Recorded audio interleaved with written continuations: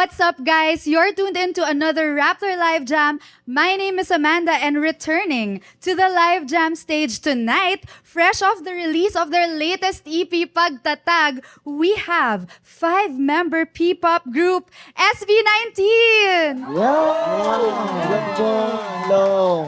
Hello everyone, I'm Ken. I'm Justin. I'm Josh. Hi, I'm Stel. I'm Pablo for SB19. Kamusta po kayong lahat?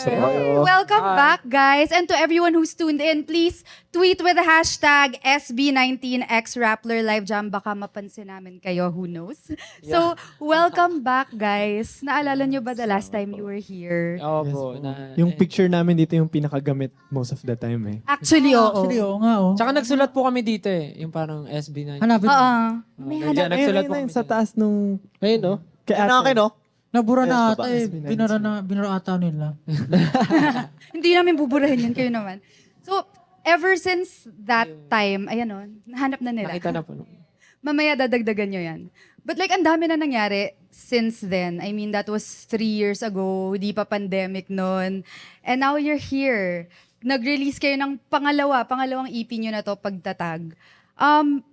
That was just a little over a week ago. Congratulations. Salamat po. Maraming Salamat. salamat.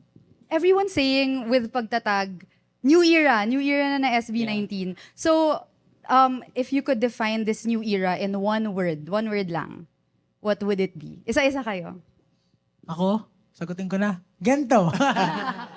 Hindi, I mean, kasi nga yung Pagtatag era is about, dapat ko ba i-explain? Kasi one word nga daw, di ba? one word Ganto. Stel. One word lang. One word. Bold. Bold. Sabagay, may bold nga dun. I mean, sa bold yung Pagtatag na.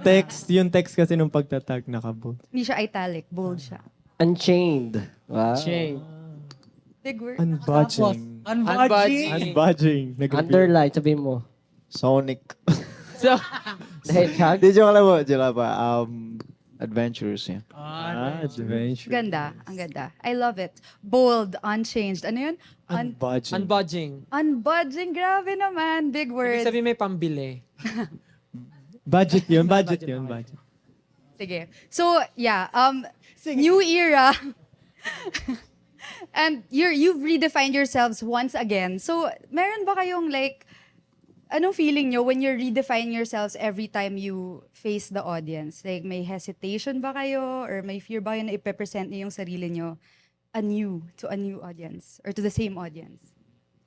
Siguro po sa ngayon, masasabi ko na I don't feel any pressure. And then because before, when we were starting, we were really concerned about what people would say to us. Palagi naming sinasabi na, uy, okay kaya itong ibibigay natin or gagawin natin.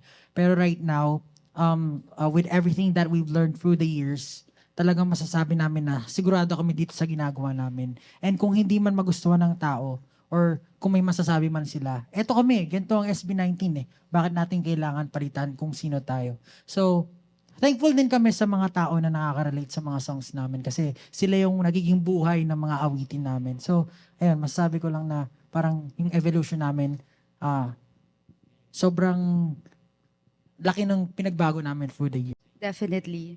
And agad ano sinabi mo kasi parang confident na kayo na this is who you are. I love it. Pakita mo, sino ka? Push mo. Dali, push mo. Oh, nakita na. Pero kasama sa evolution nyo is, ngayon, parang music moguls na kayo kasi you're managing yourselves with 1Z Entertainment. So how are you balancing yung business side of the music and the artistry? Like, do you feel like parang mas nasa spotlight na ngayon yung pagiging businessman nyo versus being artist? Siguro it is important to have a team din, syempre. It's not just parang SB19 alone. Eh. It's a team effort. So, we started with creating our own team first. And then, of course, we had to, syempre, parang study what the business we're going into, di ba? Syempre, kailangan, alam namin, medyo, complex yung pinapasok namin ngayon eh. Parang, before, ang iniisip lang namin yung music, yung craft. Pero right now, parang iniisip na namin lahat. From, talagang budget, from employees. Syempre, yung ano na nila, aspirations nila, and yung future din nila. Kasama yun. And syempre, hindi lang for SB19, but for the future of the whole OPM industry. Grabe, so inaral nyo ba yun? As in legit, nag-aral ba kayo? Did you take like courses and stuff on business and Marami po kami kinausap, even mga pagdating sa mga legalities din, may mga kausap po kami Wow. dyan. Nagkaroon din kami ng parang, ang dami naming meetings over the past months. Parang meron kaming one day na meeting na 13 hours kami nag-meeting. Talagang pinag-meetingan lang namin kung ano yung plans namin in the future, kung anong gusto namin gawin sa onesie, kung anong gusto namin para sa grupo. And syempre, habang nag-aaral kami, inaalam namin yung mga bagay-bagay para nang sa ganun. Kasi goal din namin mag-acquire ng mga talent in the future. So, gusto namin yung mga pinagdaan namin before, hindi na dumating sa kanila. If ever man na kumuha na kami, dumating yung time na meron kaming other talents, alam na namin yung gagawin. Syempre, hindi magiging perfect, pero syempre, iiwasan namin mangyari sa kanila yung mga nangyari sa amin. Na talaga namang heart-wrenching din. Pero that built us to who we are right now. Oo. And na-mention nga ni Josh kanina, team effort. So how do you guys handle yung managing everything plus the music plus, you know, the rehearsals and everything? How do you handle that while still maintaining na bati-bati pa rin kayo, friends pa rin kayo? Sino nagsabing bati-bati kami? De, joke lang. So, siguro, 'di ba? You have to, syempre, make effort. And syempre, yun nga, since we have, para may mga point person kami na in charge for specific kinds of liability. So, kung wari siya dito sa road management, ganito, dito sa level, say, music, social media. So, iba't iba yung point person na ina-assign din namin. Para, syempre, medyo maiwasan yung pagkakagulo-gulo. So, to make it simple, medyo, ayun, tinatry naming gawing easier yung flow, yung workflow natin lahat. Tsaka siguro despite the busy schedule, may parating na concert, mga promotions and all, parang we make it a point na kailangan mayroon time for talking to each other, communication or meeting. Kasi pag busy ka, hindi mo nakakalimutan mo ng kamustahin yung isa't isa, yung mga employee mo or yung mga tao sa paligid mo. Talagang kailangan meron yan, paraging merong meeting.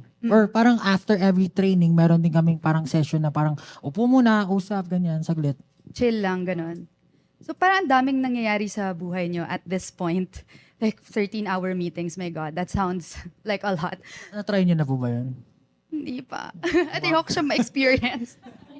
So, since all of this has been happening, anong ginagawa niyo? Like, meron ba kayong rituals or mga like special things that you do when it's time to focus on the music and the art? Actually, yung mga rituals naman, parang Skincare. normal na sa amin yung pag magpa-perform kami, when we step on the stage, may mga ginagawa kami.